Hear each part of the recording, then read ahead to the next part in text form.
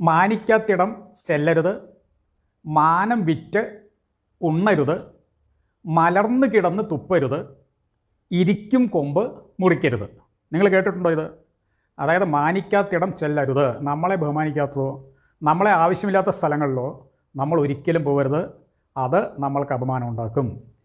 അതുപോലെ മാനം വിറ്റുണ്ണരുത്, നമ്മൾ ഏതവസ്ഥയിലാണോ ആ അവസ്ഥയിൽ നിന്ന് താഴ്ന്നു നിന്നുകൊണ്ട് യാചനാരൂപത്തിൽ മറ്റുള്ളവരിൽ നിന്നും ഒന്നും വാങ്ങിക്കരുത്. മലർന്നു കിടന്ന് തുപ്പരുത്. നമ്മളുടെ അവസ്ഥ എന്താണ്? നമ്മൾ തന്നെ പറയുന്ന ഓരോ കാര്യങ്ങൾ വിദ്വേഷപരമായിട്ടോ മറ്റാരെങ്കിലും പറ്റിയിട്ടോ എന്തെങ്കിലും പറയുകയാണെങ്കിൽ അത് നമ്മൾ ശരിയല്ലാതെ പറഞ്ഞു കഴിഞ്ഞാൽ നമ്മളുടെ മേലിൽ തന്നെ വന്നു ചേരുന്നതാണ് മലർന്നു കിടന്ന് തുപ്പരുത് എന്ന് പറഞ്ഞാൽ അതിൻ്റെ അർത്ഥം. ഇരിക്കും കൊമ്പ് മുറിക്കരുത്.